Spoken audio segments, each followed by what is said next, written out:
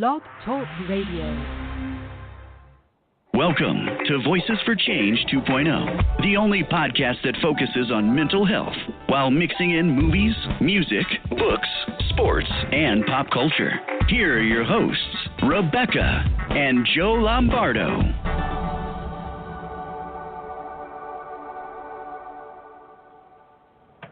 Hey, good morning, everyone, and thank you for joining us today on Voices for Change 2.0. Yeah, thanks for joining us. It's a very special Voices for Change 2.0 today. Yes, it absolutely is. This is our big bad holiday special. Holidays are just magical. Holidays are not magical. You're delusional about that. Apparently, we beg to differ on this point. No, just it's a good season to think back on the good old days. When you were a little kid and being all excited about Santa and everything. And although I have a feeling you were never excited about Santa. No, I was excited about Santa for a while there. Yeah. Right.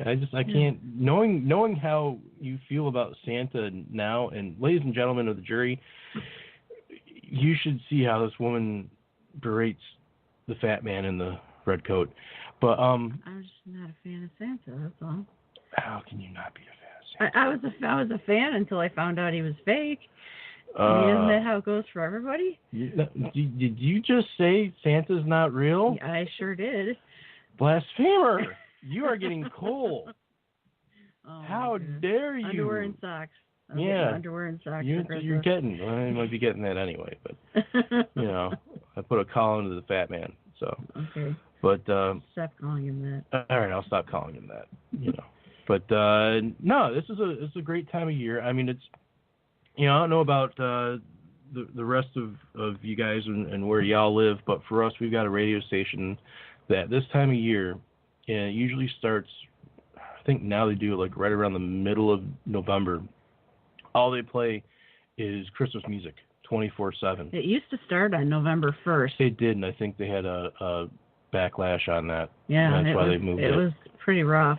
Yeah. And you're just getting out of Halloween, and all of a sudden it's Christmas carols, and you're like, well, I cannot deal with this yet. Yeah, but for me, it's one of the things that actually puts me in my happy place. I love Christmas music, and it's a weird realization to have when it finally hits you, but I really truly do, and it's one of the few things on this planet that really helps me find that Christmas spirit, especially the years that I don't have it. You lose somebody, or things aren't going well at work, or it's just generally a negative time of the year for some reason. The Christmas music has that one little special thing that can be like, well, you know what, things are going to be okay. So. That's my feeling on it. It's just you haven't turned into a cynic yet. It'll take time. No, I have my cynical feelings about the holidays, and I do. It's over commercialized and whatnot. But the thing with especially Christmas music is that it brings you back to a earlier point in your life, and you do remember the good things. You remember watching, in my case, watching White Christmas with my folks and my grandmother, and just different things like that, just different memories. And sometimes those memories can be a hard thing for us to deal with, and they can be overwhelming this time of year, especially when you're having a tougher time now, or you've lost those people in your life. And that's the reason that we're doing this show today. Yeah. That's a big part of it.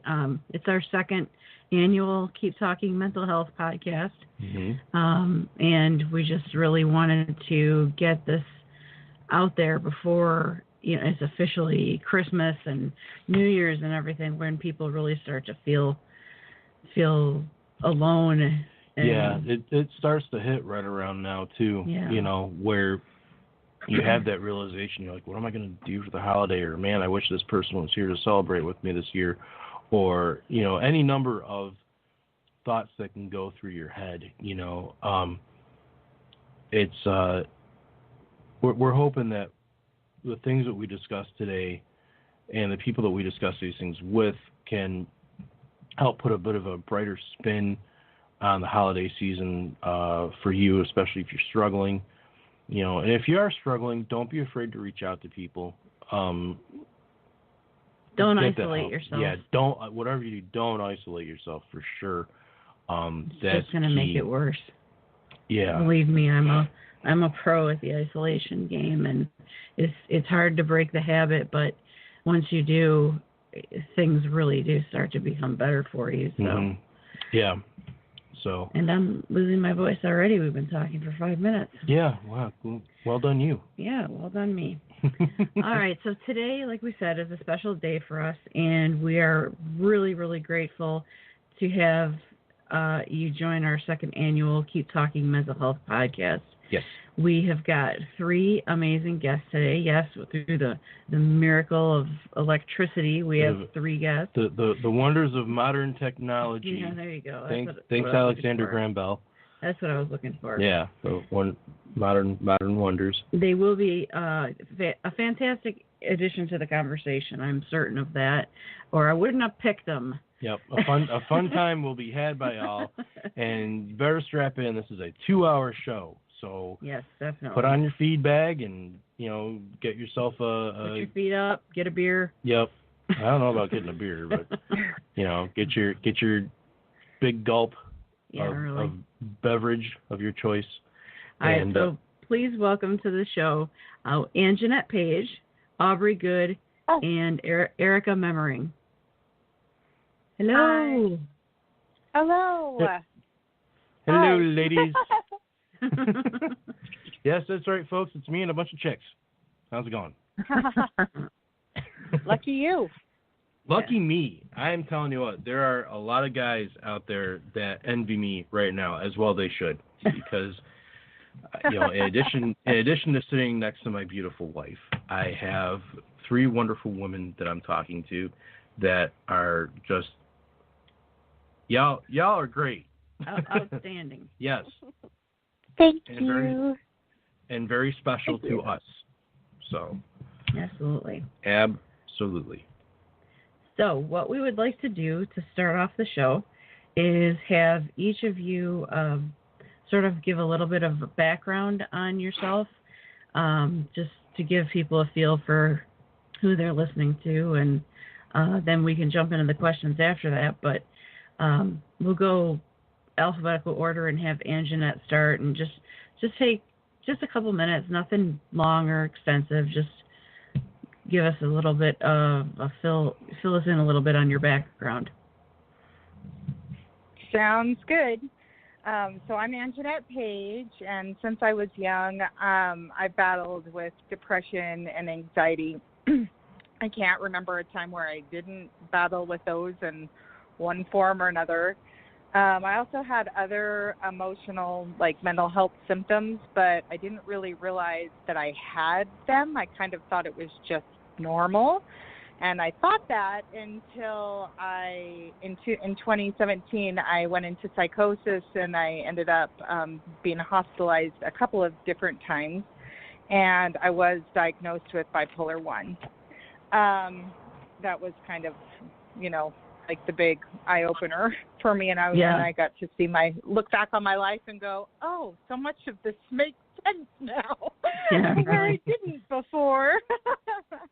But since then, I've just been working as a mental health advocate through Twitter. I'm also a photographer, and I started a blog to just talk about my own personal experiences called The Bipolar Puppet, and I'm very slowly working on a puppet show in conjunction with that. So hopefully someday something will get posted. And that's where we're at. That's sweet. Very cool. All righty. Let's go ahead and move on to Aubrey, if you don't mind. No problem. I'm Aubrey Good. I have bipolar disorder as well. I was originally misdiagnosed with depression when I was about 13 after my dad had gotten arrested, which actually happened around the holidays. So the holidays have been kind of tough for me for a long time. I serve as a program coordinator and social media marketing coordinator at International Bipolar Foundation. And through my work there, I actually publicly admitted to having bipolar disorder to all my friends and family. And since then, it's been a really great adventure. A little bit about me. My life is reigned by chaos. So I've got I got a silly pup named Rue, who's my emotional support dog. He requires a lot of attention. Sometimes they say he needs more therapy than I do. And my husband's in the military, so there's always a lot of upheaval going on. But I'm a big advocate for being able to live a happy and healthy life with mental illness. And really quick, I want to say thank you to your husband for his service. Yes, absolutely. That really hits in our wheelhouse. So, okay. And finally, Miss Erica, last but not least, by any means. Hello. Hello. I'm Erica. Hello. I'm Erica, and I live with DID, which is dissociative identity disorder. It was a long road to recovery and a journey to even get a diagnosis of DID. It often is far too difficult for people. They spend, on average, 7 to 10 years in and out of the mental health system trying to even get a diagnosis and some form of therapy that's helpful. So that's a large part of what by we, I mean myself and my parts, often referred to as alters, though I prefer the term parts. We do a lot of advocacy work as well as public speaking now. In addition, I've co-authored a book on DID. We're working on our own book right now. We also run a podcast specifically about DID and trauma recovery and OCD and some of the comorbidities that go along with DID.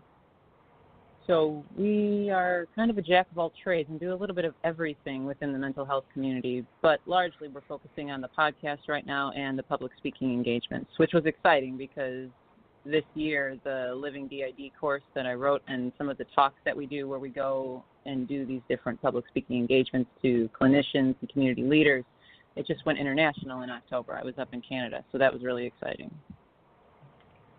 Oh, wow. That's awesome. Yeah, that is awesome. It's really cool.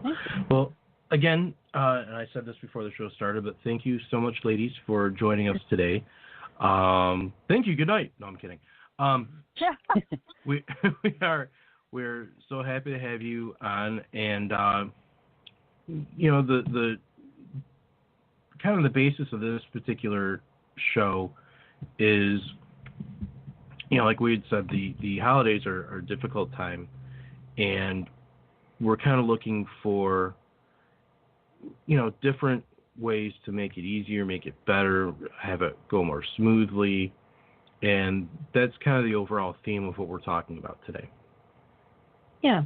Well, mental health and holidays. I think Anjanette had posted something about the holidays and mental health, and that fit like a glove, I should say. So, were you about to say fitted like a glove? No. Okay. No, I wasn't. Because I would tease you pretty mercilessly if you did. Yeah, I'd have to punch you. Yeah. All right. All right. Forgive us. We fight a lot on the show. we never fight ever in real life, but as soon as we get on the air, we're like, bang, zoom to the moon, Alice. We're terrible. We're terrible people. We are. We're horrible. We're just the worst. But, that's why we love you. That's right. So before we jump into our questions, do any of you have any questions for us? Nope, I'm good. Like I said before, we've been on a few times, so we're old pros. Okay, cool. Okay. All right, just want to make sure. If anything does come up that during the course of the conversation that you guys think of that you want to ask, raise your hand and you'll be called on in an orderly fashion. So So by that you mean butt in and be rude and talk over people. Right. Yeah. Exactly. Yeah. That'll do it. I will like get your her. question answered. Okay. Okay, so we'll start off with, we have a list of questions, just so you know, and, it's kind of more like a guideline than it's something that we have to strictly adhere to. It's just, you guys feel free to talk about whatever topic it is for however long. Don't feel like you're taking up all the time or anything like that. We love guests that are willing to speak and Yes. and elaborate on things. So the questions are just sort of a guideline for us to get moving, and if we don't get to all of them, we don't get to all of them, and that's fine, because that means you guys are talking. So yes. So to start with, we will say, with the holidays upon us, I would like to get some feedback from all of our guests. So we can go in alphabetical order when it's all of our guest question. And how does your mental illness affect your holiday season, Anjanette? So I represent the person that has like nothing wrong in their life and yet still battles with their symptoms. Like, I think it's important this time of year for us to touch base on those people that have lost people, and those people that are single, and those people that, have to get through the holidays alone. But for me, I actually, I have a family. I have a good life. I've never have lost anyone. But for me, I still, regardless, because this is what mental illness is, I still am going to battle depression, and I'm still going to battle anxiety. I think I posted a meme on Facebook the other day that I was like, oh, my regular anxiety gets to turn into fancy Christmas anxiety now. Yeah, exactly. And so I kind of feel like that. So a lot of my anxiety comes around the holidays comes from money. So I have a lot of stress around how to provide for everybody and make sure I give everybody meaningful gifts. And a lot of my anxiety is put on to myself because I have really high expectations for myself around the holidays. So that can play a part. And then I do have depression because there is this, depression doesn't need an excuse, but there are times where I feel like I should be happier than I am because I actually have what everybody wants. And so that makes it really difficult. Yeah. And then mania, well, that can just happen at any time. And when that kicks in, it's like, ooh, we're going to have, a Festivus for the rest of us. It's a total party, and I'll air my grievances and everything else. So it just kind of depends on what mood is presenting it, which Anjanette is presenting herself at the time. But depression and anxiety. Okay. Does that answer your question? Yes, to a degree. You're fairly recently diagnosed. Did that end up changing any of your, your traditions or anything that you do during the holidays? No, when not as of yet anyway. When I first got married to my husband, was 17 years ago, we all of our family lives out of state. They're in different states than we are, and so it was kind of the two of us alone. And so it was really important to me to take some of the traditions that I had from my family and we incorporated them right off the bat into our marriage. Some of those things were, they're simple and they may be silly to some people, but they mean a lot to me. Is every Christmas morning we have orange rolls, and that's something that started because of my parents. And so I always make sure I have Christmas rolls, and we have a Christmas Eve big dinner so that has plenty of leftovers so I don't have to cook the next day. So we have all these little traditions of going around and looking at lights. And all of those things were things that we set up right off the bat, and then we've just carried them through while we've had kids and everything like that. We've tried to keep everything very consistent since my diagnosis and since I went into psychosis and everything. And really some of those traditions actually helped a lot last year because that was the first Christmas I had with the diagnosis. Yeah. So a lot of those traditions actually helped me get through it because I wasn't feeling myself, and I was angry, and I wasn't quite right. Like I just didn't quite feel like myself, and so doing those things, like I find for me routine really helps a lot, and that helps me in like every aspect of my mental health. And so having those traditions as routine kind of got me through the holidays, even though it may not have been my most favorite holiday season, and it certainly did help a lot. Okay. That's good. Yeah. How about you, Aubrey? The holidays in, I guess, like my teenage years kind of became a problem. As I mentioned in my intro, my dad was arrested shortly before Christmas, so I think kind of what happened was just a natural progression of those early teen years. I was 13. Things weren't right. Somebody was missing, and we grew up with very, very extravagant holidays. He's like Mr. Christmas, and then it went to, we could barely afford, these big holidays, things like that. So it definitely was a radical change, and I think just over time, I probably developed a wall towards it. Like I'm not a big Christmas person. I'm okay with Thanksgiving. I think probably because it's less stressful. Like it's more about just spending quality time with people. It's not, 16 parties and buying gifts for everybody and the financial burden and things like that. But as an adult, I definitely hate Christmas. And, I don't know. I mean, I'm a perfectionist, so I kind of do it to myself as an adult where I put my expectations very, very, very high, which they're not, it's not able to happen the way that I imagine, especially because I already dislike the holiday. So, like the one thing in my head, I'm like, I just want to relax every year because I live such a stressful life. I'm like, I just want to relax for a couple days, but I know full well that's not going to happen. So then I stress myself out because I'm not relaxing. And the last 5 years that my husband and I have been married, we live in San Diego, and we're from Pennsylvania.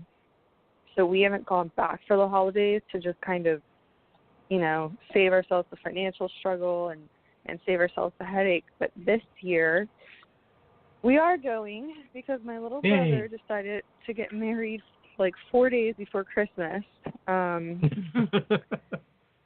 I could strangle him, but that's okay. that rat. I know. So, I'm like, really, buddy? But, so, I'm actually, like, the anxiety has already started because, we have to travel 3,000 miles, and my husband was deployed for 9 months, got back for 3 weeks, left again. He's getting home tonight. Then we leave Tuesday for this big trip, and all the pressures of getting the gifts and then seeing everybody and seeing the people that we don't want to see. And I like kind of routine tradition. Like I don't like surprises, and I have a massive family, and then I have in-laws, and I've been waking up every morning. Like this morning I woke up with panic attacks. It was weird. I'm having like these nightmares that, I was like, oh no, I didn't make the podcast because I was late for Christmas. So, I think this Christmas. What? Wow. Yeah, I just think this Christmas might be sponsored by Valium, but yeah. Sometimes we have that, but I mean, yeah. I guess the big thing would be maybe trying to put a little bit of a positive spin that the people that you do want to see, you're going to get to see them, and there's something good for being said about being home, and there's definitely something negative to be said for it too, but trying to put the positive spin on it to get the best experience you can have for yourself. That's right. That's And for us, it took getting rid of a lot of toxic people in our lives. Yeah. For us to finally start, because I've been a Christmas hater for a few years too. I mean, my mom passed away in 2008, and the last happy Christmas I had, she was still alive in 2007. Mm-hmm. She was sick and she was in bed, and she still had to be cared for, but she was there, and she had all of her faculties. Her poor little body was just, she just had cancer and she couldn't overcome it. So the last happy Christmas I remember was 2007 with the family. Yeah. And most of them we don't even associate with anymore. So, and it's kind of the same on Joe's side of the family as well. We had some strained relationships there. So it's pretty much just the two of us now.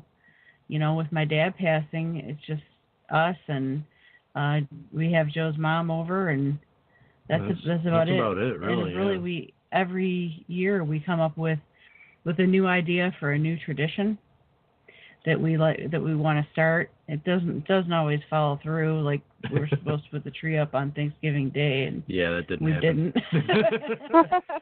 that didn't happen. Yeah, that copious amounts of sleep happened, but putting up the tree didn't happen. It actually didn't happen until last weekend. Yeah. So and I'm happy that we got it up now. But yeah. Let's get Erica's. Feedback on how your mental illness affects your holiday. Yeah. Okay. That's a little bit tricky, to be honest, because I'm 31 years old, so I've experienced 30 Christmases. And it's tricky because I don't remember most of them. Because holidays are when family and relatives are all gathered around. It's supposed to be a wonderful time, but not when some of those relatives are harming you and you don't trust them. So I dissociated regularly around the holidays.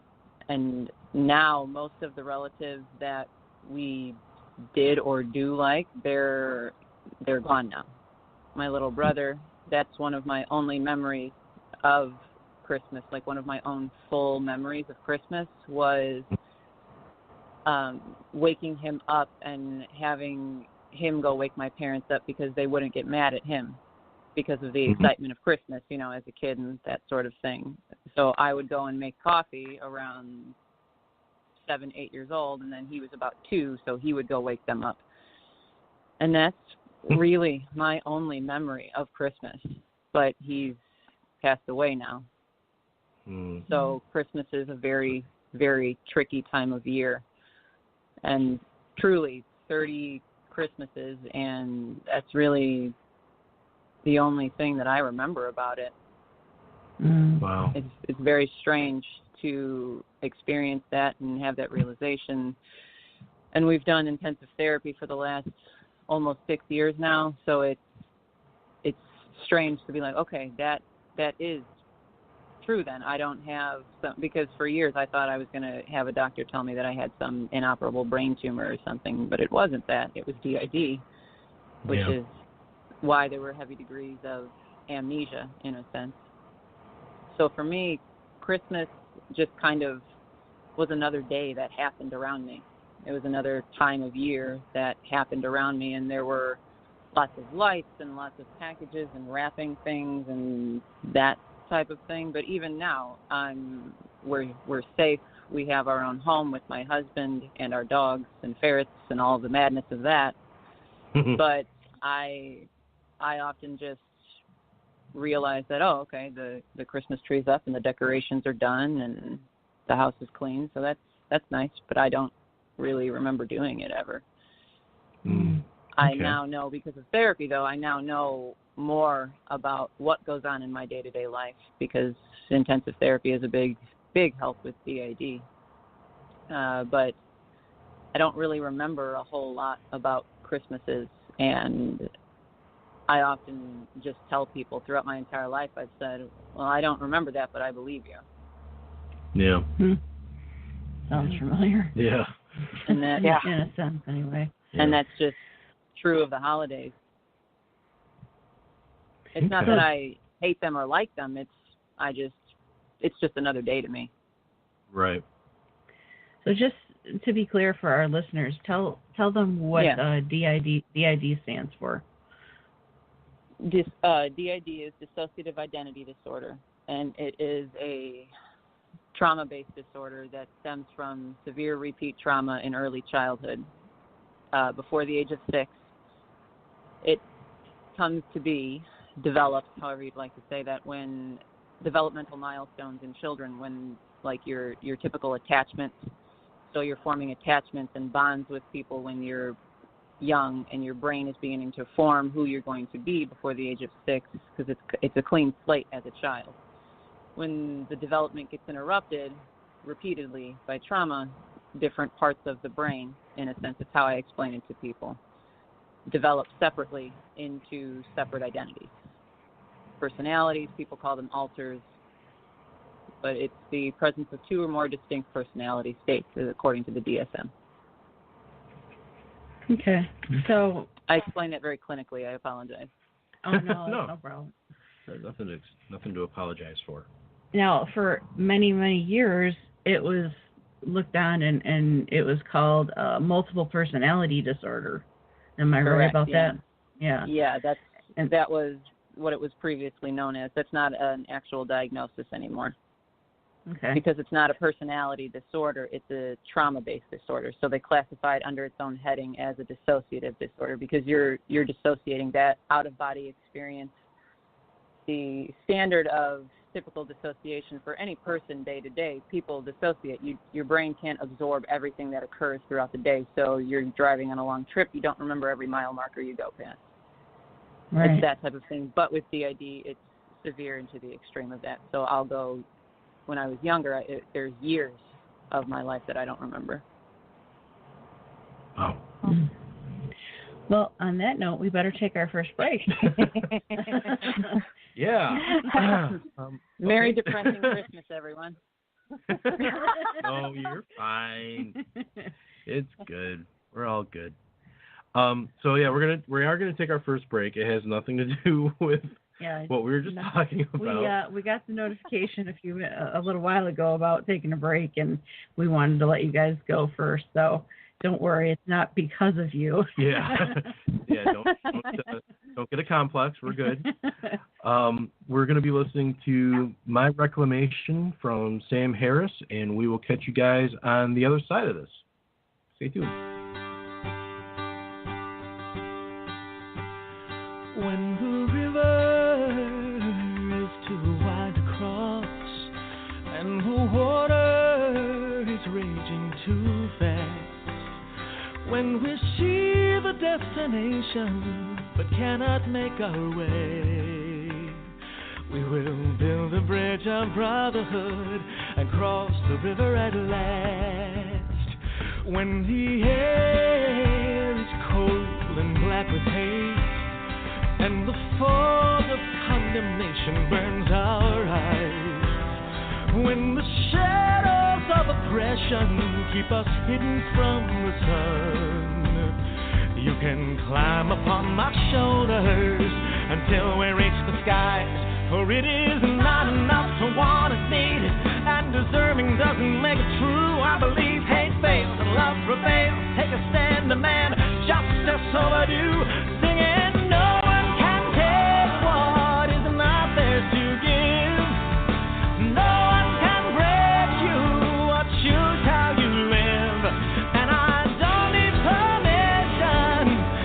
What is mine? This is my reclamation.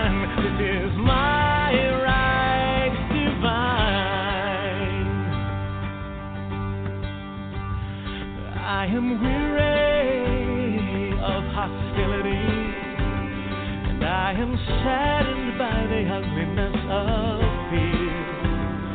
I'm confounded by morality that builds a bitter wall, but I will bear my heart to you, so all the world will hear that it is not enough to want and need, just to forward and delete. I believe hate fails and love prevails, rejoice the choice, take our voices to the street, singing, no one can take what is not theirs to give. No one can break you or choose how you live, and I don't need permission to have what is mine. This is my reclamation. This is my right divine. For all those before us, for those yet to come, for the sons and the daughters of violent waters. No one can take what is not theirs to give. No one can break you or choose how you live. We won't go softly into the night. And this is our reclamation. This is my right. No one can take what is not theirs to give. No one can take it or choose how I live. And I'm done with permission to have what is mine. This is my reclamation. This is my declaration to all of the nations. This is my life to shine.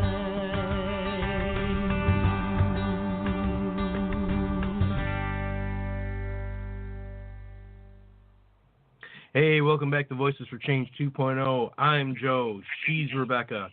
And we're talking with a whole bunch of ladies.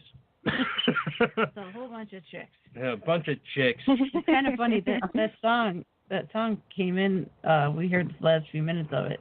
Came kind of loud, and I actually thought it was called My Exclamation because it was so loud when it started. I had to go back and look. Oh, shit. That's terrible. It would have fit, you know. Yeah, well, you know. Yeah. So, yeah, if you're just tuning in, we are talking to Anjanette Page, Aubrey Good, and Erica Memmering about all things holidays and mental health and goodness and not so goodness and stuff. Okay. Thank you, honey. That was lovely. I am succinct in my descriptions. I get to the point. I'm hard-hitting. Yeah, that's enough. Anyway, Thanks, baby. we do actually have some important things to talk about today. We're just not going to sit here and babble, although that would be the easiest way to go. It would be, and I'm good at it. Indeed you are, my love. Indeed you are. All right, so let's go back to our questions a little bit here. And again, I'm losing my voice, so please forgive me.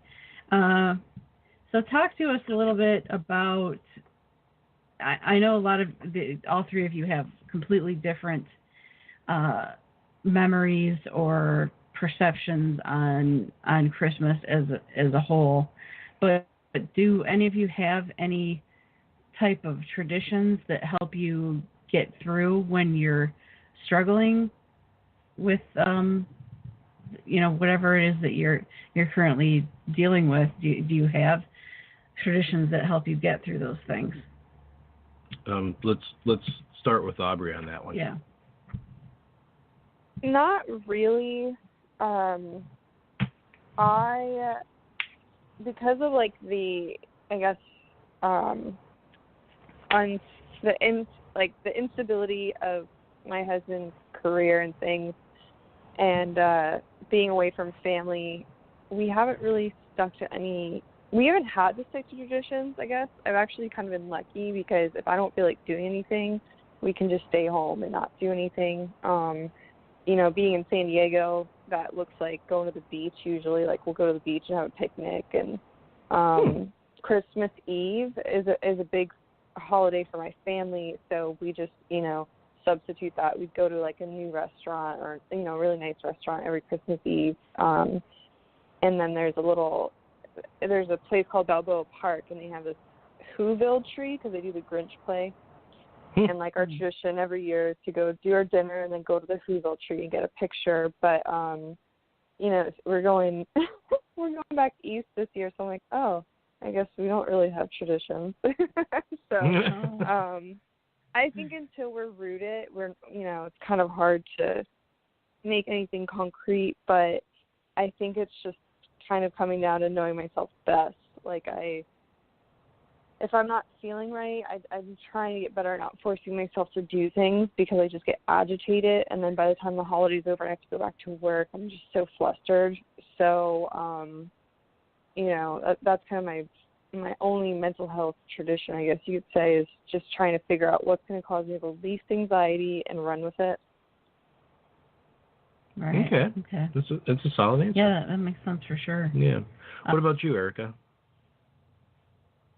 I don't know how much of tradition has helped, but a few things that I do know from when I was younger was that there were things that I knew were already planned. So when I would dissociate and it got really tricky in my brain in a sense, like it was stressful in a way, but I knew that on Christmas Eve we would go over to my grandmother's, and she was one of the only people that collectively we liked, and I felt safe around her and that sort of thing. She's now passed away, but that was one of our traditions when we were younger, and then Christmas Day, it rotated between different relatives. So some years I am certain were easier than others because we would have been at a relative's house that we trusted more. But now as adults, now that the majority of that side of my family is passed away now, at least the ones that we liked, it's kind of just a completely different experience now around the holidays. But my husband and I, we will open gifts Christmas morning, and we typically get gifts for our ferrets and our dogs, which is funny, but it's entertaining to watch them tear open their stockings and eat them. And typically the ferrets want to just steal the stocking and run away and hide it in the tree or something, but so we kind of created just our own little thing. And then we go out to dinner a lot with my father-in-law the last few years because my mother-in-law also passed away about 4 years ago, and that was really difficult for some of my parts. So as far as holidays go, and Christmas specifically, there aren't very many specific traditions. Additionally, because I'm not religious, my husband's not, so there's not like we don't go to mass or anything like that. Yeah. We don't do anything like that, so we don't have that. You know, I don't know what people would call it, like a church community that we participate traditions with. It's just not. It just doesn't make sense to me. But that's a whole different thing. Yeah. A whole another story. Yeah. I get what you're saying. It was a very weird realization last year after my dad passed that my parents were both gone now, and I feel like I'm an orphan. Does this mean I'm an orphan? That was constantly in my head, just that question, am I now an orphan? Because I didn't have any parents anymore. And it really, it changed everything it actually changed everything about everything, to be honest with you. You know, everything I did differently. Yeah. And I think for me, I look at that differently. And I don't mean it rudely or anything, but the way because I've seen you tweet that before, and the way that I look at that is you're not an orphan because They loved you. There were extenuating circumstances. They didn't leave you by choice. Right. They loved you. They would have stayed with you. They didn't give you up. If they could have stayed with you, they would have. So I look at it that way, which I don't know how good or bad that is. But if they could have stayed, they would have stayed with you. Yeah, that makes a lot of. Excuse me, I'm sorry. That makes a lot of sense. That with the way you put it. Yeah. It definitely helps. Well, I'm glad it does. I can imagine how difficult that is to lose someone, because we've lost many people. And my grandmother, for a lot of my parts, was who they viewed as the person they could count on, their mother, who listened to all of their, quote unquote, insane stories and stuff, and always gave advice, and she loved us unconditionally. And then for one of my parts, Jane, that was our mother-in-law. She viewed her as our mother, and they didn't leave by choice. They were taken by cancer. If there's a saying, I can't think of. If love were enough, people would live forever, or something like that, or they would have lived forever. That type of thing. So I don't view it like that, because they loved you. They would have never chosen to leave. Yeah, that makes a lot of sense. Yeah. What about you, Anjanette? Do you have any particular traditions? Yeah, I think the way you worded the question in the beginning, just to help you kind of get through the symptoms, that made me think of some things. I feel so bad, because I'm like, I have very good memories of Christmas, and I actually like Christmas. I have a bigger problem with Thanksgiving, but that's a story for a different day. But I definitely, grew up with a lot of love and a lot of great traditions surrounding me. And my parents always made Christmas very special. They did teach us about Santa, so I was very excited about Santa when I was little. Actually, one point of conflict my husband and I had when we got married was he was like, "Nope, we're not telling the kids Santa's real," and I finally saw his side of it, and we just told them it was a game when we raised them. So we kind of did some different traditions with the kids when it came to that. Wait a minute. Whoa. You mean Santa's not real? I'm just teasing you about the whole Santa thing. That's all. Yeah. Poor Joe. Yeah. Well, I wanted to let Rebecca know that we don't all lie to our kids. But, go ahead. There's a funny story, and I can't tell you because I'm losing my voice. Now, we watch, I'm sure you guys know by now that we're wrestling fans. And there's a particular show that they do where it's, they videotape, I shouldn't say videotape, but that dates me, doesn't it? Yeah, showing your age there, babe. Yeah, really. They record the wrestlers traveling from one location to another to check into the venue. And one of the wrestlers told this story about how he was, his mom was a single mother that worked her butt off to buy him presents. And one day when he was at school, some kids were talking to him about Santa Claus and how Santa Claus is going to bring him this, that, and the other thing. And he went home and asked his mom, well, what about this Santa Claus guy? And his mom was like, there is no Santa Claus. I work my ass off to get you presents every year.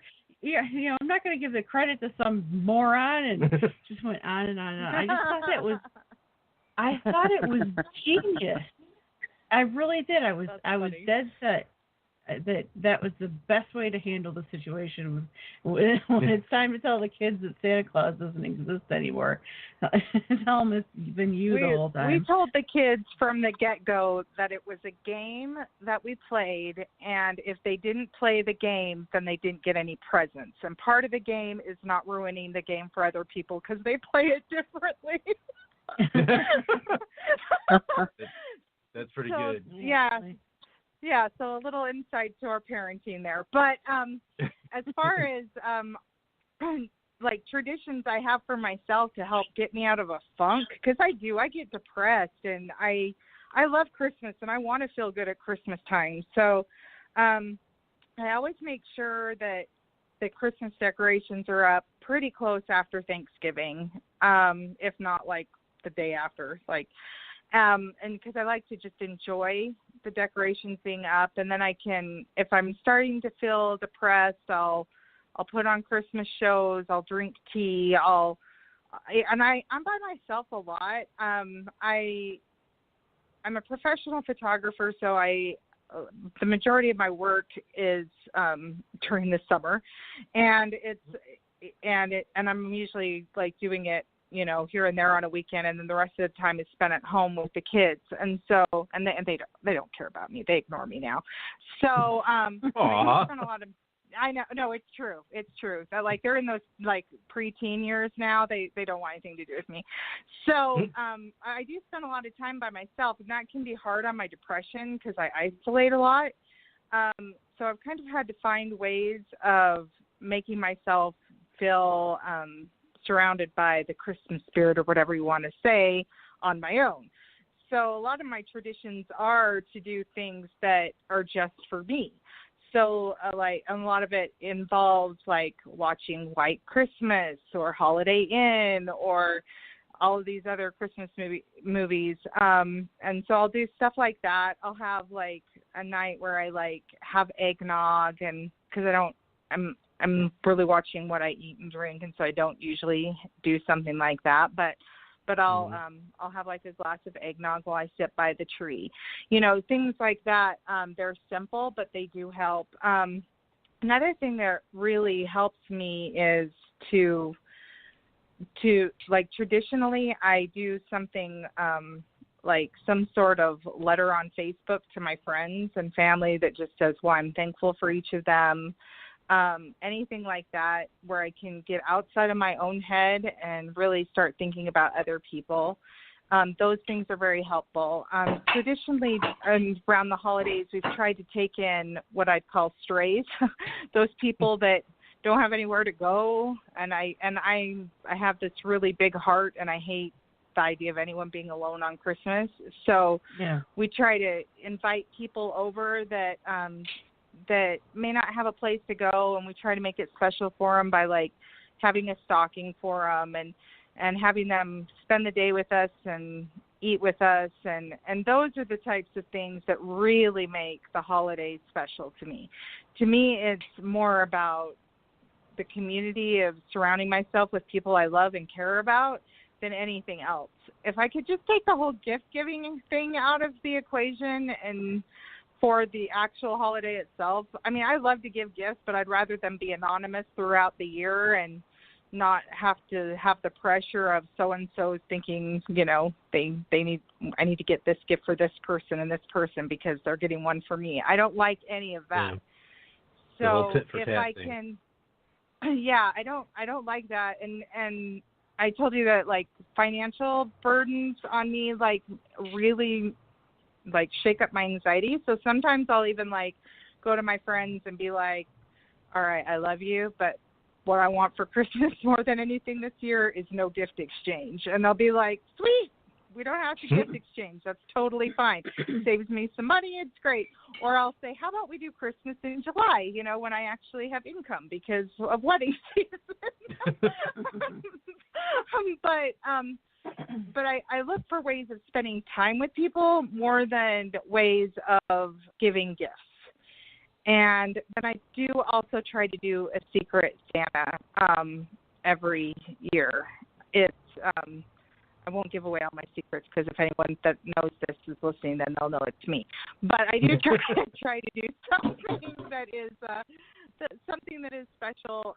And I think, you know, it's that whole, like, it's good to give to somebody else, but we always get so much in return when we do that. It's almost selfish. It's like, I'm going to do this wonderful thing, but also it makes me feel so good. Yeah. So there is that too. I think but those things really do help me around the holidays. I'm sorry, what did you say, Joe? I said that's really the thing that we all should be getting out of it the most is, gift giving is great and everything. The big thing is you're giving that joy to that other person. You're giving of yourself, and that's really where the warm feelings come from, I think. Yeah. Does that make sense? Definitely. Okay. Cool. That's good. I'm happy it makes sense. All right. So let's move on to the next question. And, yeah. How important for each one of you, how important is self-care for you this time of year?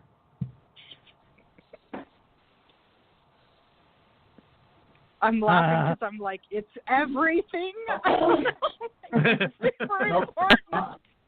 Like, I'd like to stay out of the hospital, so I'm going to say it's pretty much everything right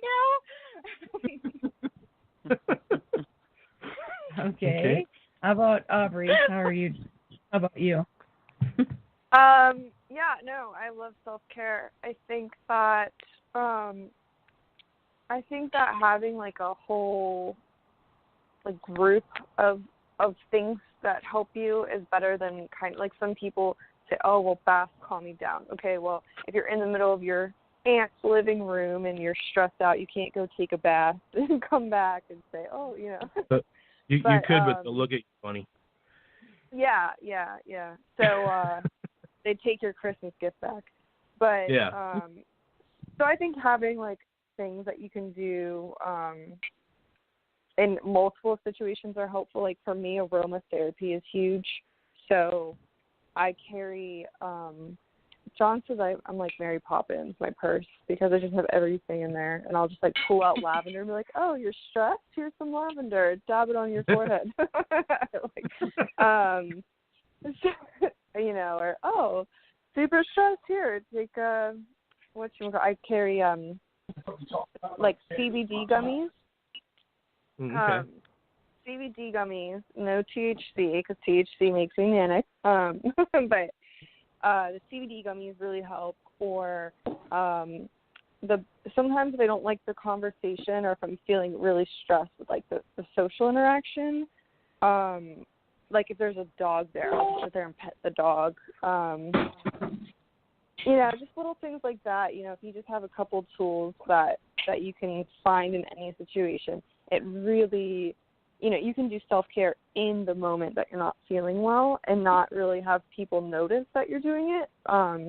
Because the last thing I like to do is cause scenes. I don't like to stand up and say, this is, I actually did it the other day. I wasn't practicing self-care for like a week, and I kind of flipped out at a friend because he was saying, it was a conversation, and I didn't really like the topic.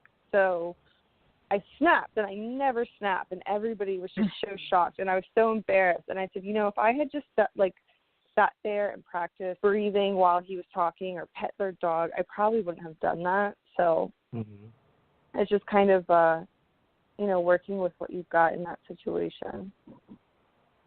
Yeah. Okay. Gosh, you'll really have to forgive me.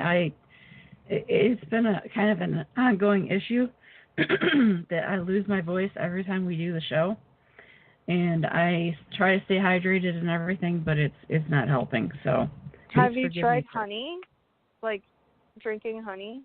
No, sweetie, I haven't.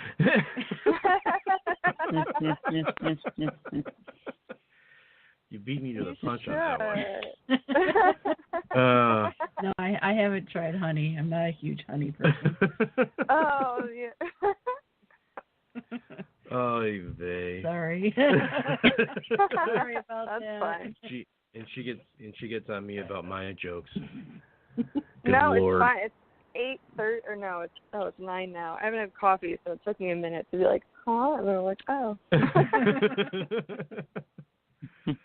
Oh man.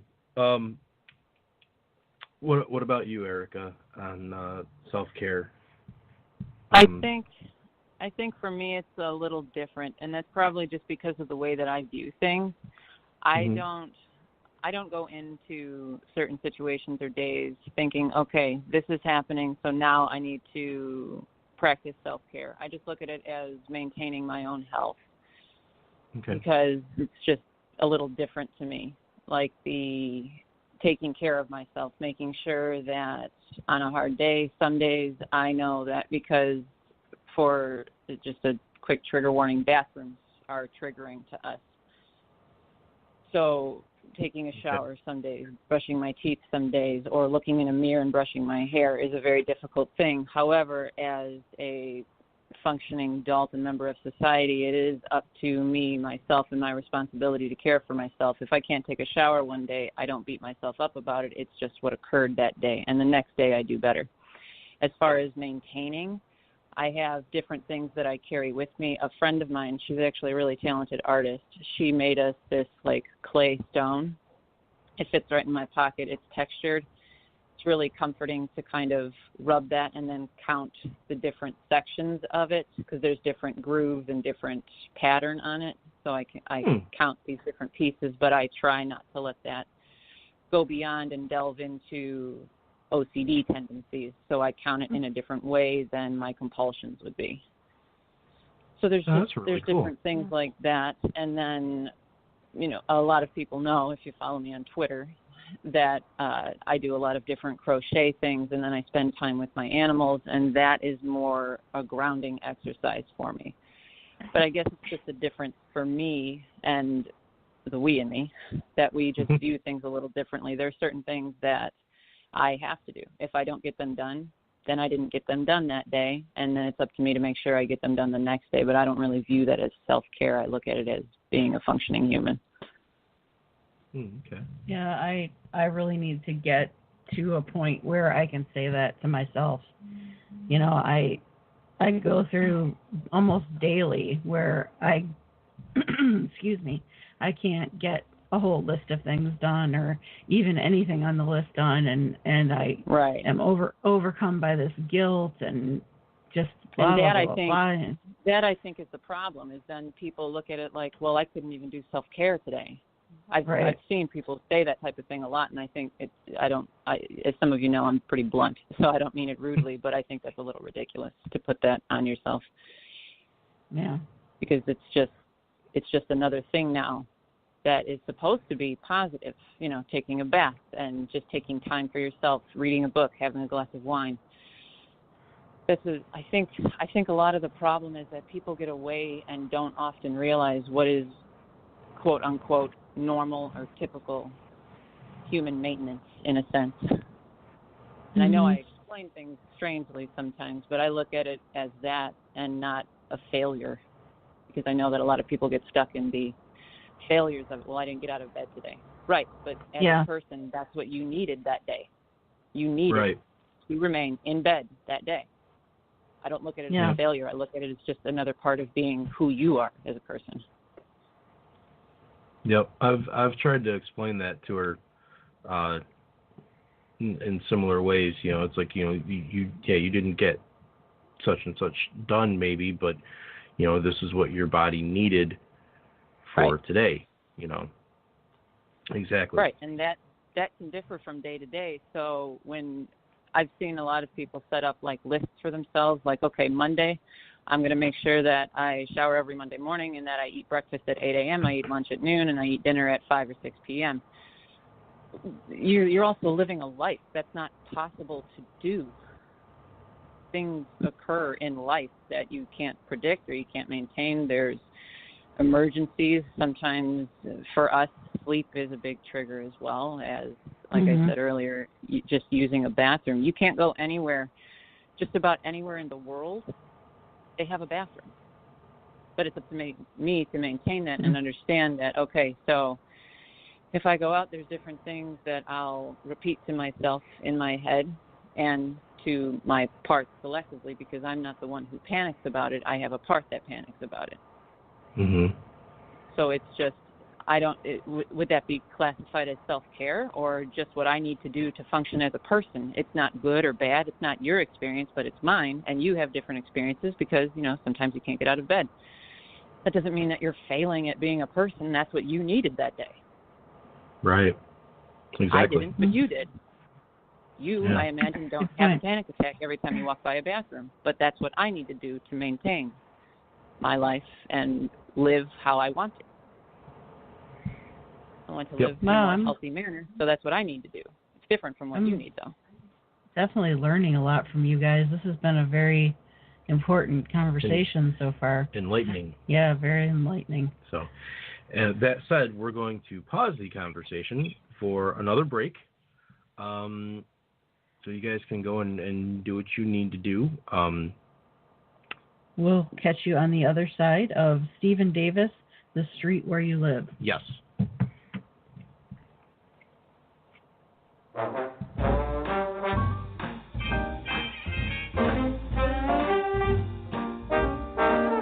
I have often walked down this street before, but the pavement always stayed beneath my feet before. All at once am I several stories high, knowing I'm on the street where you live. Are there lilac trees in the heart of town? Can you hear a lark in any other part of town? Does enchantment pour out of every door? No, it's just on the street where you live. And oh, the towering feeling, just to know somehow you are near. The overpowering feeling that any second you may suddenly appear. People stop and stare, they don't bother me, for there's nowhere else on earth that I would rather be. Let the time go by,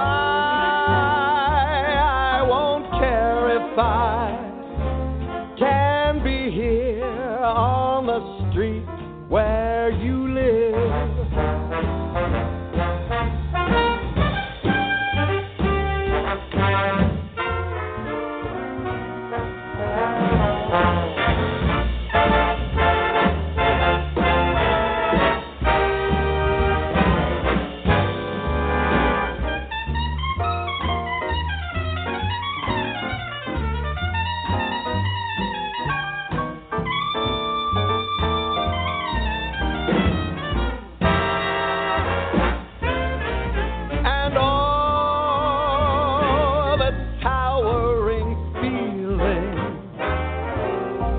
To know somehow you are near. The overpowering feeling that any second you may suddenly appear. People stop and stare, they don't bother me, for there's nowhere else on earth that I would rather be. Let the time go by, I don't care if I can be here on the street where you live. Knowing I'm on the street where you live.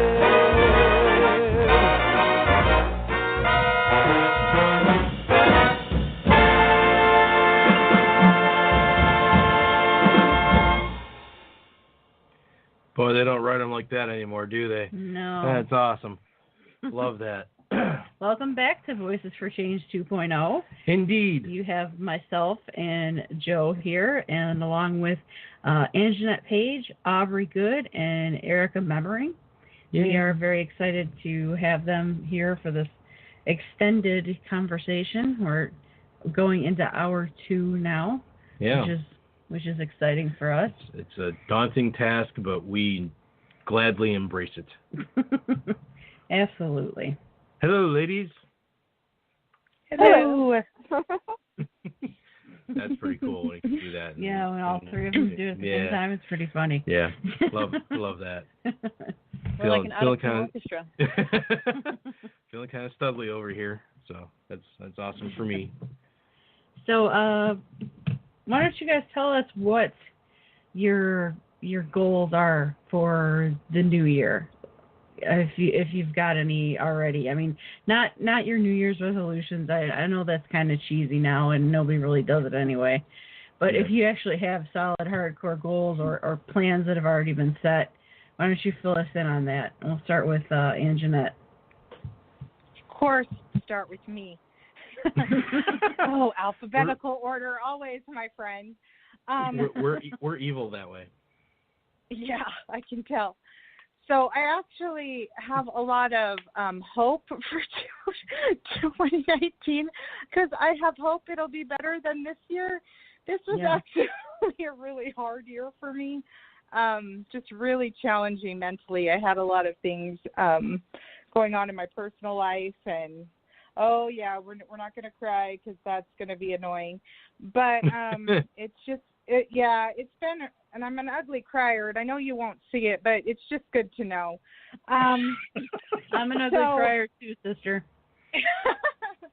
I hate those people that are beautiful criers. It makes me really jealous. And so anyway, but it really actually has been a difficult year. And I think part of everything, I'm not going to go into all my personal stuff, but I do think part of this last year has been kind of balancing, okay, well, who am I now with bipolar versus who I was when I didn't know I had bipolar, and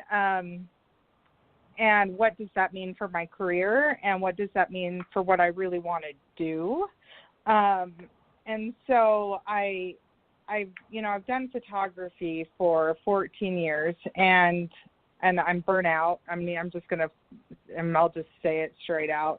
I've really enjoyed it. I think it's been a really good thing for me.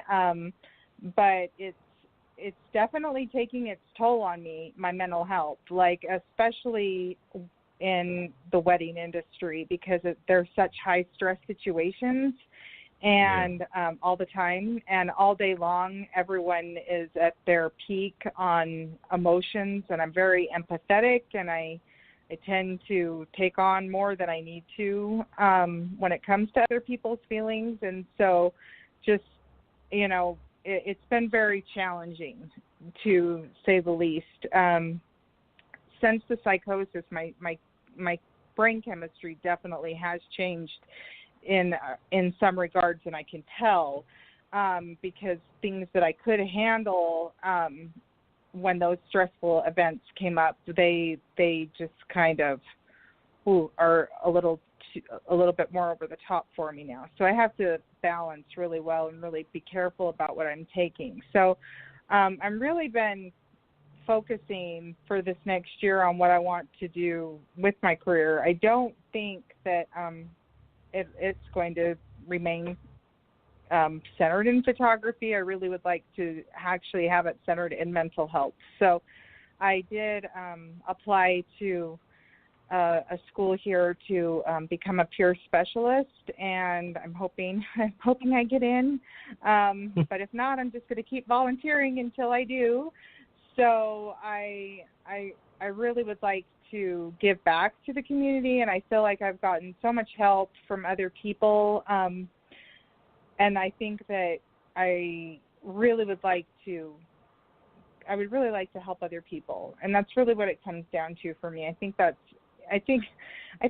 having bipolar is inherent with that anyway. Like, we have that, so many people, I'm not going to say everyone that has bipolar is like this, but a lot of people have this wanting to save humanity, save mankind, and help everyone, and life would be so good if we could just love each other, and all of these things. And I think that I don't think I'd ever be happy in a position or a job where I didn't where I couldn't make things better for other people, and I couldn't help them in some way. So I think going forward in this next year, I definitely have focus on that. And then I want to continue.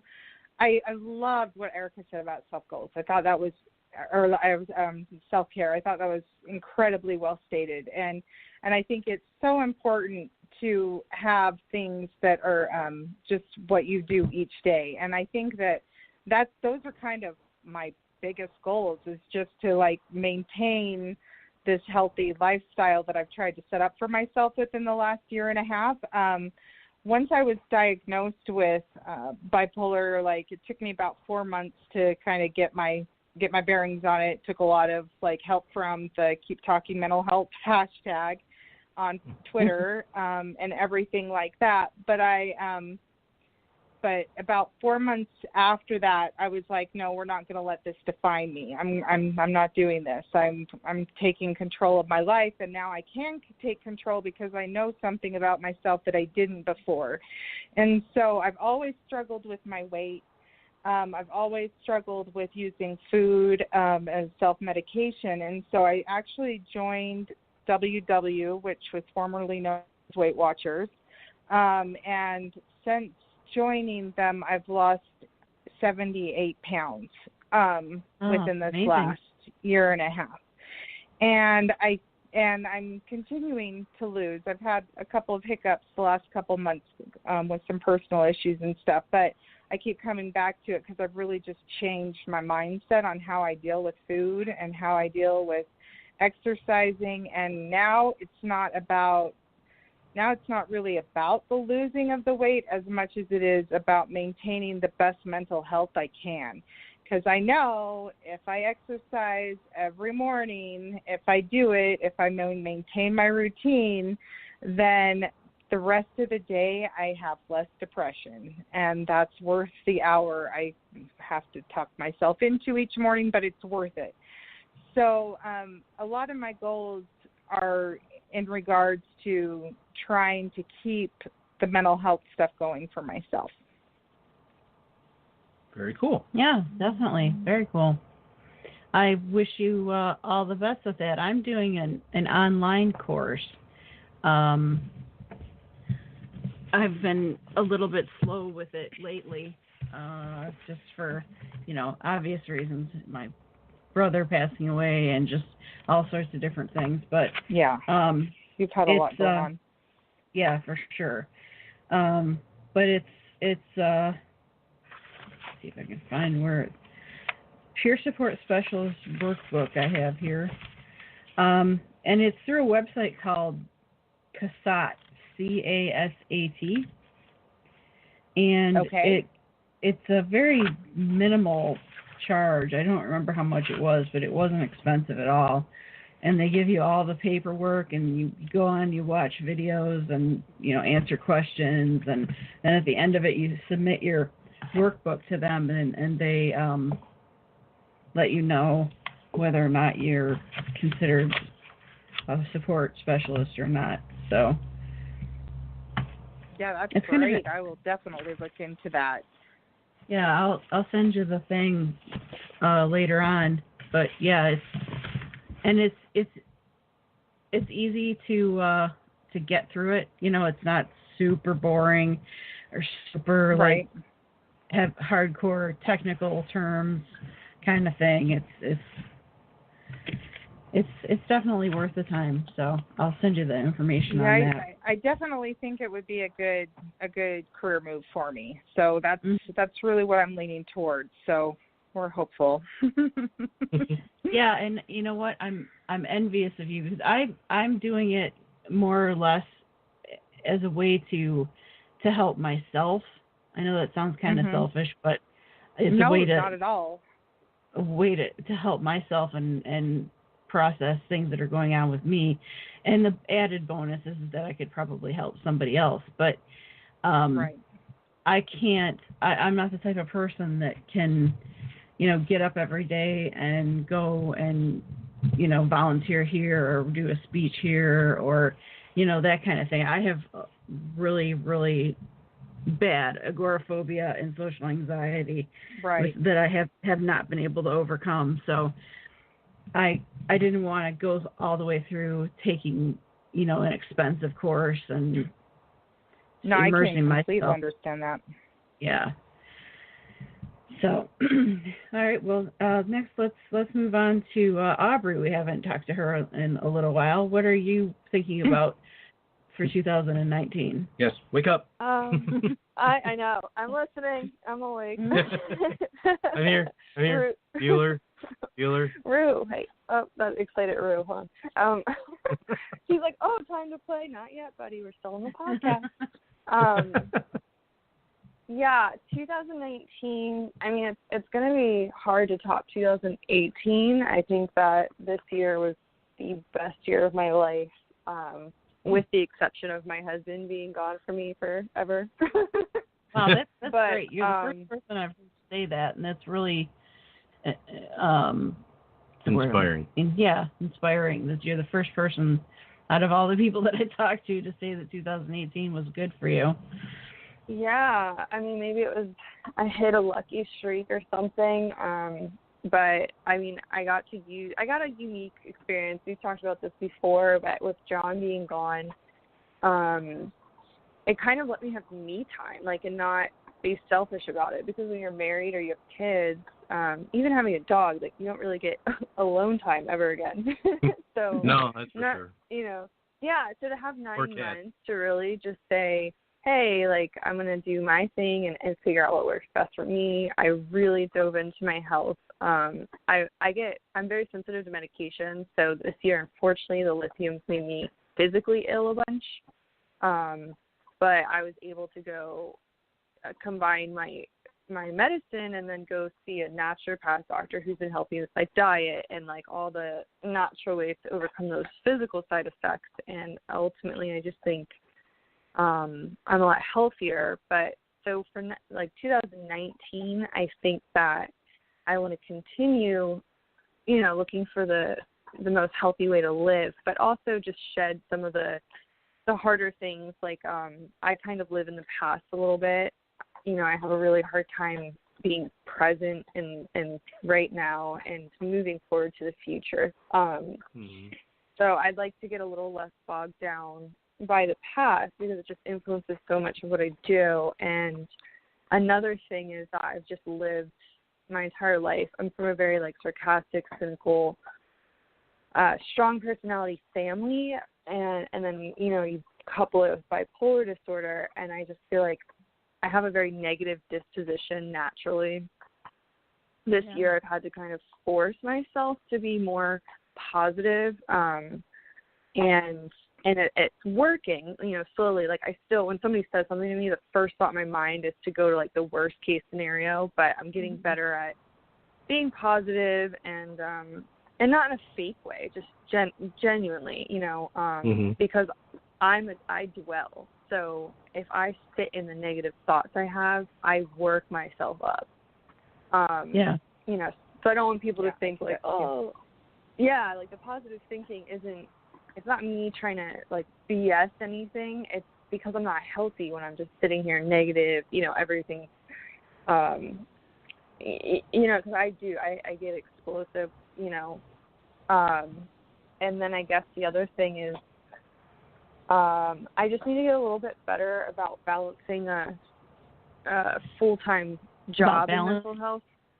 Yeah, because with work, it gets kind of difficult, a lot of people don't see, I sit in my office all day. All I do is work with bipolar disorder, and then I come home, and then I'm, tired.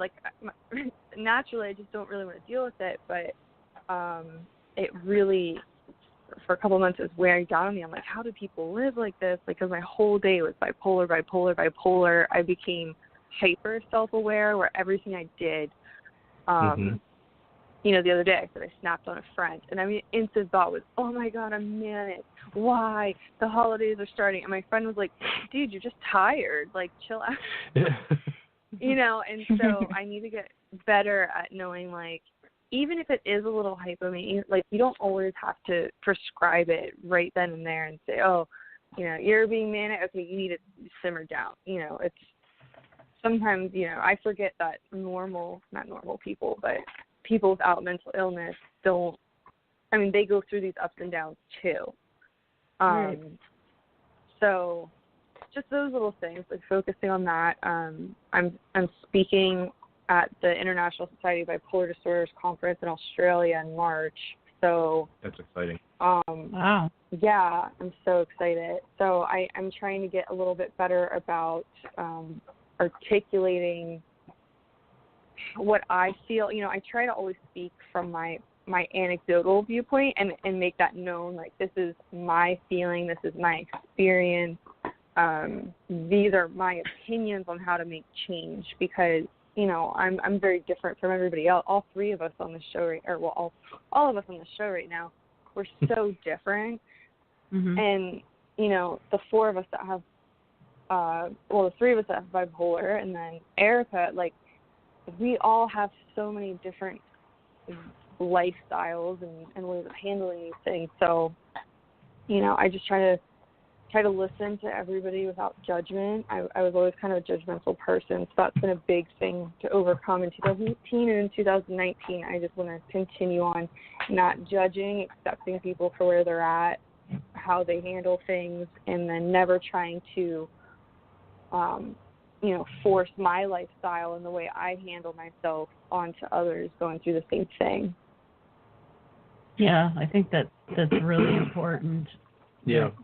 That there's a lot of people out there that come looking for some kind of help from people online, and they may not receive the designated or the response that they're looking for, and it ends up making them feel even worse.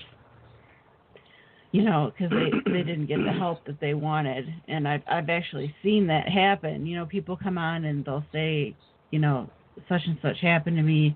I don't think I want to live anymore. And you'll see people responding to them and saying, oh, no, it's going to be okay. It's going to be okay. Do this. And it'll be better, or what have you. And I know from experience that I can't. What you do for you probably isn't going to work for me. We're just two totally different people. So, right. For those people who kind of, I don't know, I don't want to technically use this word, but I'll say it anyway, is kind of force their views onto someone else and say, hey, this is going to work. I'm not a fan of that. I'd rather have nobody come back with any feedback whatsoever than to come back with, oh, take a bath, do yoga, read a book, all that. Right. If I hadn't tried all that stuff already, I wouldn't still be here. I'm at the end of my list.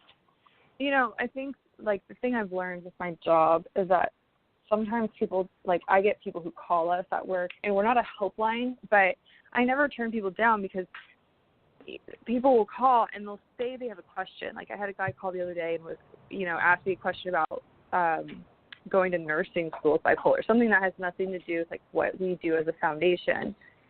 And he just kept talking, and he just started to talk about his life and the mistakes he made. And I just listened, and by the end of it, he answered his own question, because all he needed was somebody to listen to him talk this out and not say, oh, well, have you thought about, herbal tea, lighting candles and herbal tea? Yeah, no, he just needed to talk. And so I get frustrated. Something I've seen a lot of this year is like the bullying. And, we posted an article. It was about, like, Mayim Bialik, or the chick from, not 70 Show, Big Bang Theory. Mm-hmm. Oh, yeah.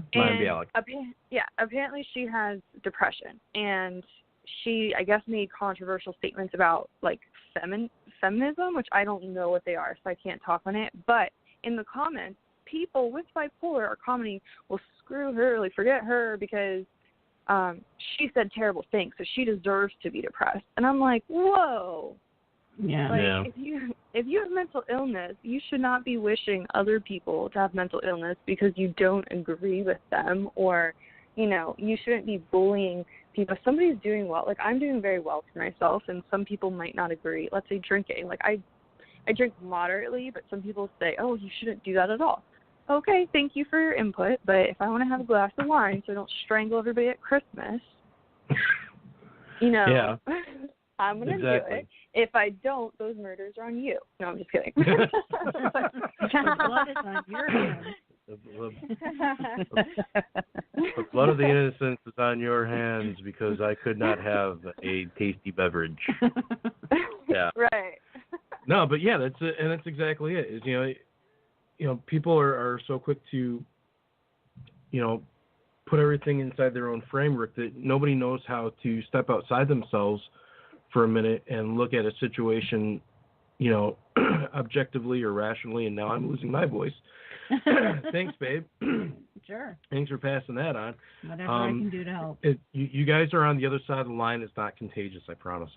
But it's there needs to be a lot more listening and a lot less finger pointing. Yeah, people these days don't listen, not from the point of view of hearing what you have to say. They listen in preparation for what their response is. Yeah. And that's the problem these days. Bipolar or not. Sorry.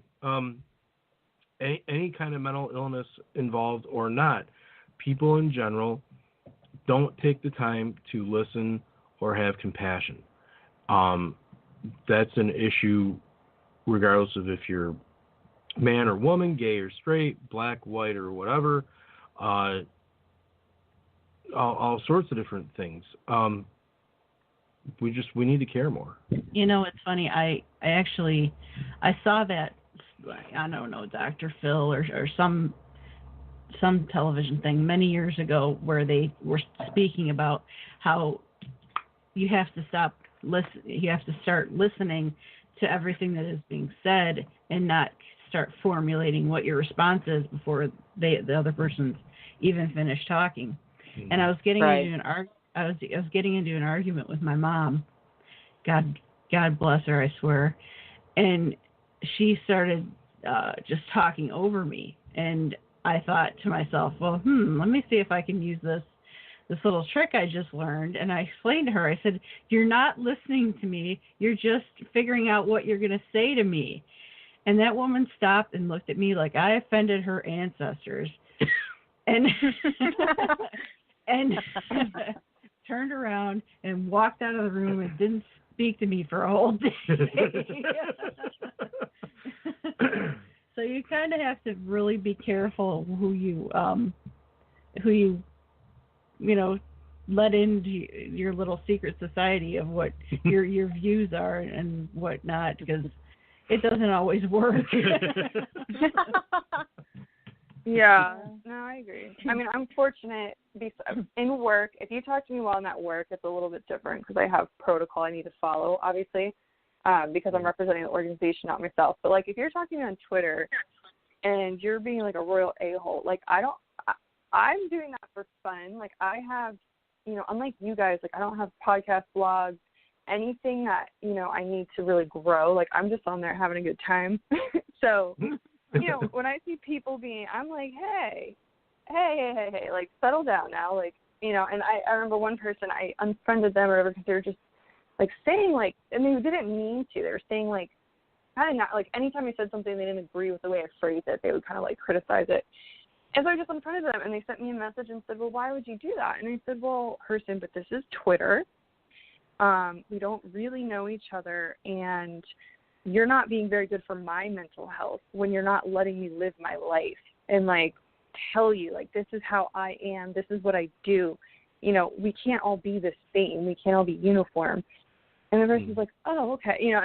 And my explanation, like, it was more lengthy than that, but I said it very nice, and I just said, look, I appreciate you, but I don't need a coach. I don't need a mental health coach. I just need people to be supportive. That's why I'm on Twitter, just to meet supportive people. That's how I met you guys. And it's, sometimes people just need to sit back and go, okay, like, let's let's let these people do their thing. And, you know, like I have a friend who treats her bipolar with marijuana. I can't because THC makes me manic. Works for her. Yeah. I'm not going to coach her and say, well, let's get you off the marijuana and do what I prefer, you know. Right. So. Yep. Yeah, we're all different. But have a lot of people asked you to do marijuana though that'll make your symptoms go away? I live in Colorado and I get that all the time. Oh man. No, I got this CBD thing though. Like CBD, people are like, "Have you tried CBD?" Like, if I'm like, "Oh, I have a headache," CBD. Oh, your back hurts, CBD. Oh, your husband's got an annoying voice today, CBD. Like, oh, yeah, that's so fun. So let's talk a little bit about just as a heads up, we don't have too much longer to go for the show. So if you have any important questions that you want to get in before we sign off, make sure you raise your hand and be known. Speak now or forever hold your peace. Yep. But let's talk a little bit about the medication thing. Erica, this is probably going to sound really naive and moronic, but nice setup, babe. I'm genuinely curious, and I don't know the answer. Are there medications that can help with your DID? Medication for DID? No. However, there is different medications that we could take that could help some of the symptoms of it as well as my parts, because some of my parts do have their own mental illness, diagnosed mental illness. I myself don't deal with high degrees of emotion by any stretch of the imagination. I have to actively think about something and process a situation, and then I can choose to react emotionally, but I don't fly off the handle or cry or anything like that. But I do have parts, for example, that deal with depression and then severe anxiety. Like I said earlier, they'll have panic attacks and that. So anti-anxieties, antidepressants, certain medications that can help with symptoms of OCD and kind of add some of the compulsions could be beneficial. Unfortunately, we've tried them over the years many, many times. Even before my diagnosis, I was on different medications because my parts went to doctors as well to try and find help before I knew about the problem that was occurring. But it was too triggering. The sensation of being drugged was too triggering. So right now, I don't actually take any type of medication for my mental illness. None at all. We haven't had anything for about 2 years now, and then before that we tried for a few months. Everything's but it going smoothly? Say that again, I'm sorry. Everything's going smoothly for you on that path? Smoother than it would be if I were taking medication, because when I'm on medication, and because it gives there's a different, anyone who's been on medication can tell you that there's certain types, of course, but there's a difference between being tired and feeling groggy from medication. And I am an unfortunate example of someone who has very bizarre reactions to a lot of medications. Like if there is a 1% chance of a side effect, that's the side effect that I will likely have.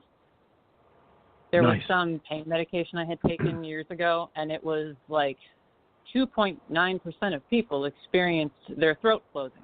I experienced that. My husband had to rush me to the hospital. It's just a random, strange thing. And then some of my parts are impacted by medication differently. So I myself can take a medication, but I might not feel it at all because a different part is experiencing it, and that caused issues as well. It's a very tricky thing for people with DID because I can take a medication and it not impact me, or one of my parts can take the medication and it's supposed to be helping them, but all it does is make me feel tired or drugged or something like that, and then I may not recognize that I am even taking medication, which was part of the problem years ago before my diagnosis. So it's very tricky. There is not a specific medication for DID, but people who have DID and live with it, they'll experience, a lot of the time OCD is a part of it, and that's more of a trauma-based OCD. because you can't control anything, so you obsessively count things. Right, losing track of time. You're losing track of time often. So I would count when I would get home from somewhere. I would hold my keys in my hand and I would count to some crazy obscure number, and it wasn't necessarily that it had to be the same number every time, but I would count as long as I could in some instances, which ended up being hundreds of thousands of seconds. Just to clarify that, I'm talking, I would stand there for a day by my front door just staring at my keys to make sure that I didn't lose them. And that's of course an extreme example. There are other something that occurs, but now I do smoke pot from time to time because that has helped in a different way, and I think that is just because of certain things regarding marijuana being less triggering. It's a different sensation than someone poisoning you or something to that effect, which sounds like an extreme example, but if you have DID, it sounds like, oh yeah, I remember what that feels like, type thing, which is unfortunate but true. CBD where I live is legal, and that has helped. That's just 10 times more expensive than just a little weed. Yeah. Mm. Yeah. And for us, one of the I do different things other than medication though to help me sleep. Like around 6 o'clock every night, I'll start crocheting more, and it does dip into obsessively crocheting, but it's better than having night terrors or full-blown panic attacks for 6 hours before I go to bed, because at 6 o'clock, I'm mentally preparing to go to sleep at midnight or 1 a.m. or not sleeping. But it's been much better in that the last year now I've been able to calm us collectively before bed without the use of medication, which has been really helpful. It took a lot of practice and a lot of trial and error. That's good that you've been able to find a positive way to come at that situation. I struggle pretty regularly with my sleep habits, and I try to tell myself that it's okay, that I obviously need the sleep. If I'm sleeping till 4 o'clock in the afternoon, then my body needed the sleep. But that's another thing, like what we were discussing earlier, that there's so much guilt and everything surrounding that. I'll tell you this quick story about my mom. I hate to say anything negative about her, but she was the kind of person that there's 6 kids in our family, and then my parents. And if we were all just at home, just laying around watching TV or whatever, and she happened to be cleaning, it sent her through the roof. She was so pissed. And she would walk around and complain about, what lazy pieces of crap we were, and nobody does anything, and all this kind of stuff. And the guilt kind of became part of me, where she would accuse me of not doing this, that, or the other thing, or just laying around when she was doing what she was doing. And it's just, I can't get rid of it.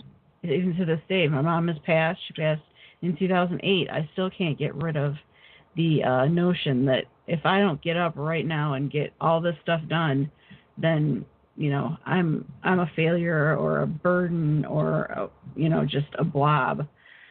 So and it always ends up being that we have the conversation where I have to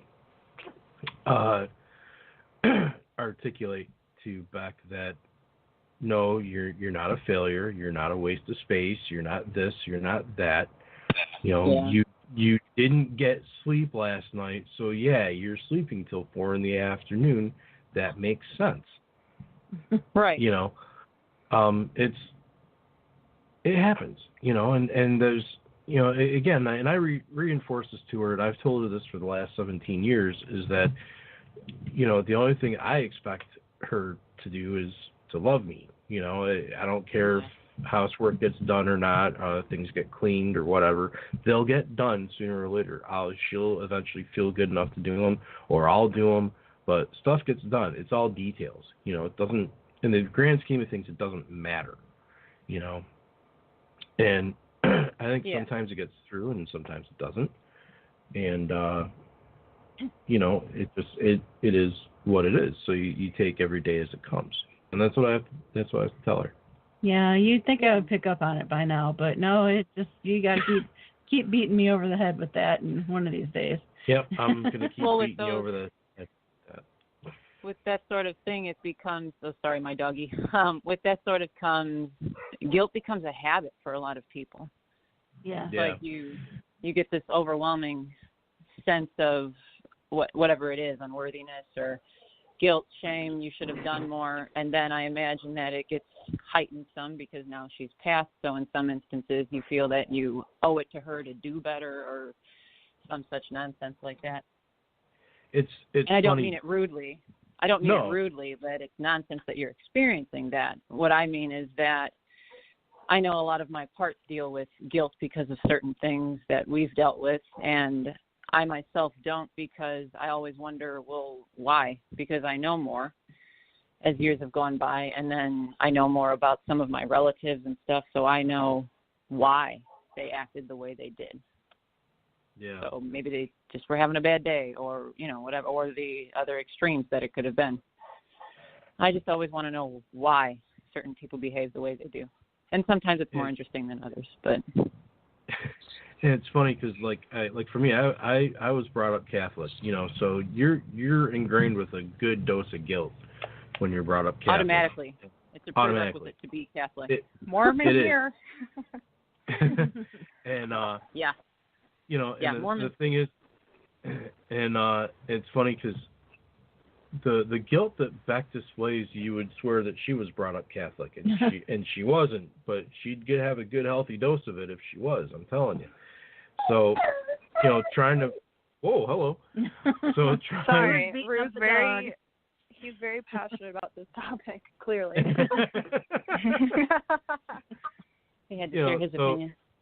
Yeah. That's okay. We had a cat throwing up a minute ago, so. Yeah, that was fun. We get to clean that up when the show's over. So, yay for us. See. Oh, you know what? We got a message from Scott here. Yeah, we're gonna have to. We're gonna have to wrap things up. Wrap it up here. Really, really soon.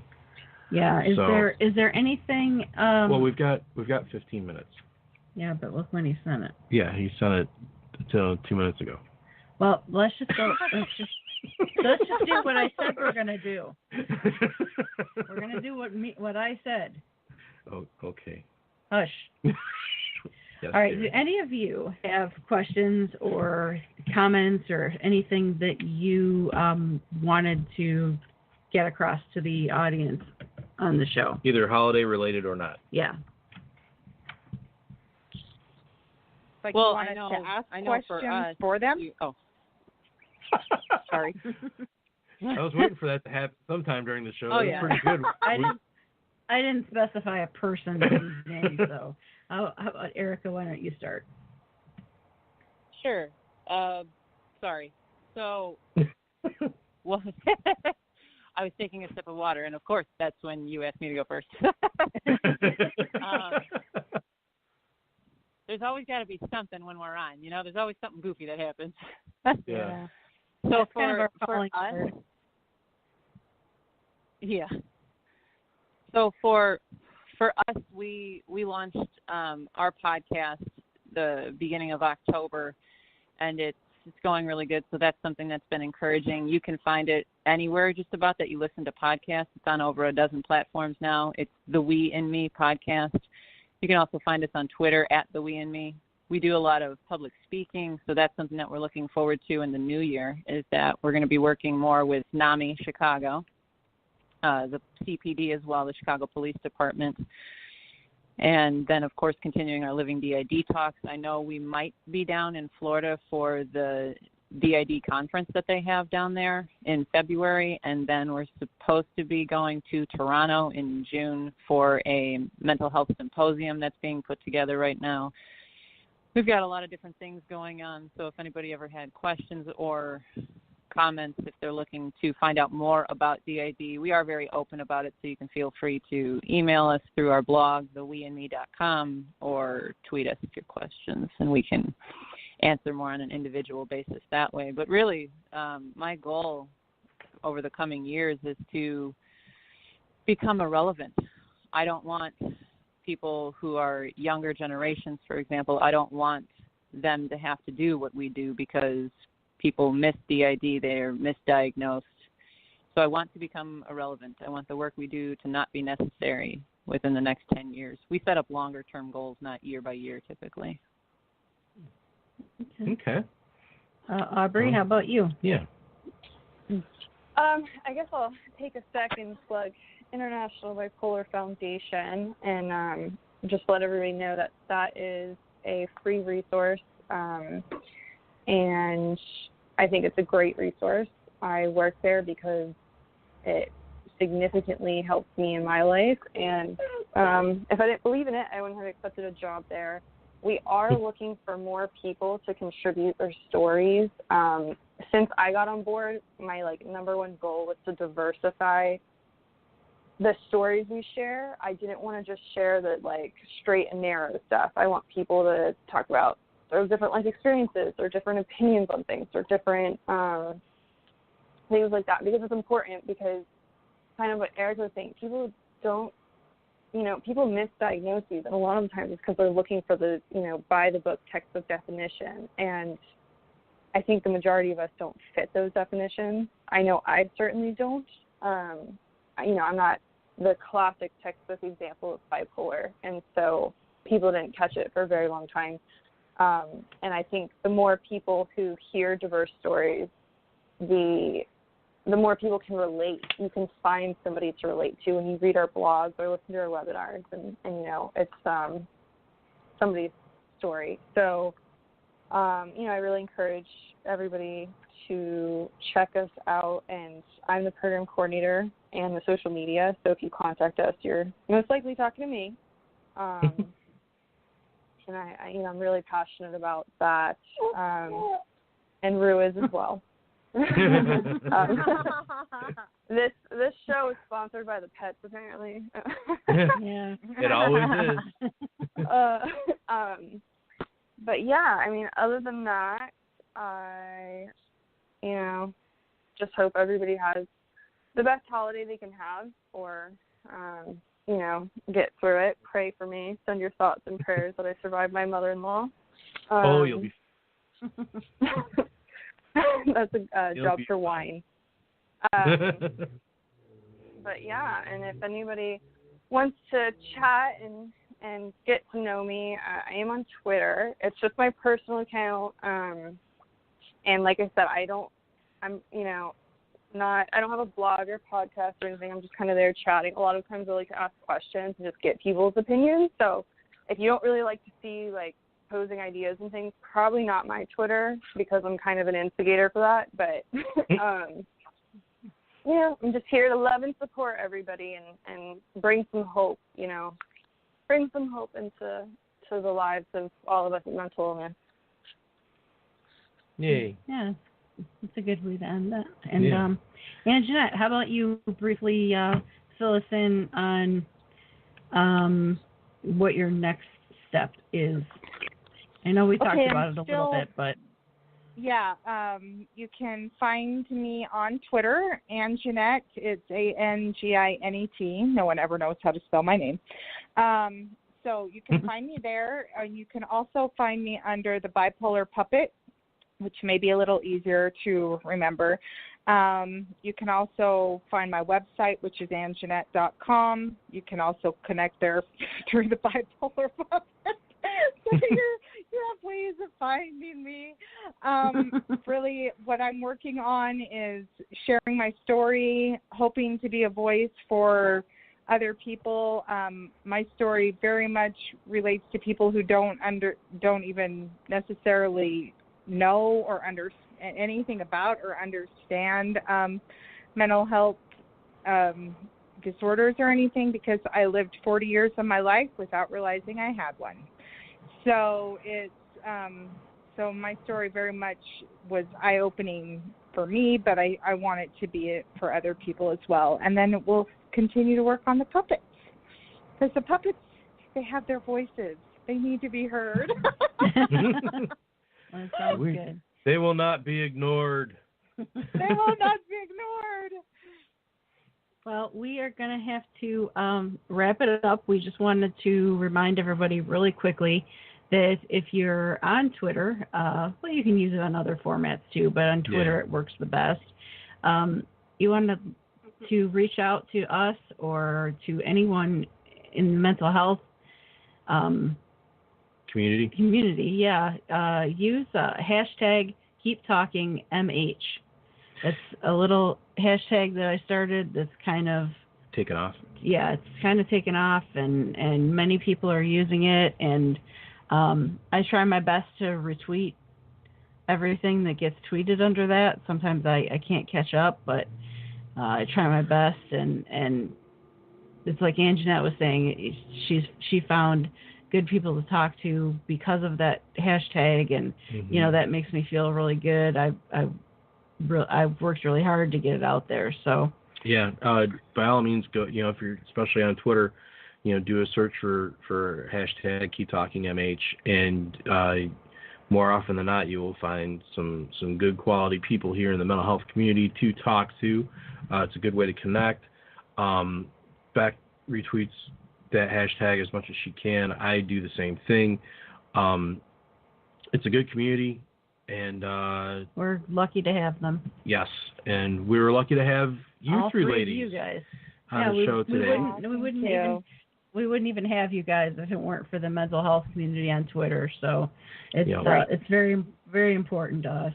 Yeah, we count you guys among our closest friends, and we love you, and we're so happy that you took a couple hours out of your busy lives to spend with us today, and we hope that all three of you have a wonderful holiday season. Yes, absolutely. Don't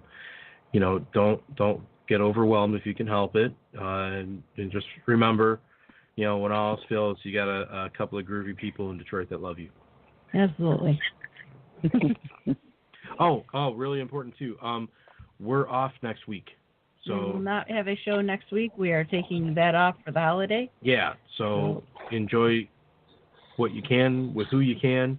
If you can't be the one, be with the one you love the one you're with. Okay, that's enough. Yeah, that's pretty terrible. That's actually a terrible message, and I'm sorry I said it. But we're going to end the show with What Love Is All About by Carly Robin Green. And, well, that was timely. And, have a great holiday season. Merry Christmas. And you guys stay on the line. We'll be with you in a minute. Yep. And, we love you all. Thanks for tuning in with us this past year. And we'll catch you all in the new year.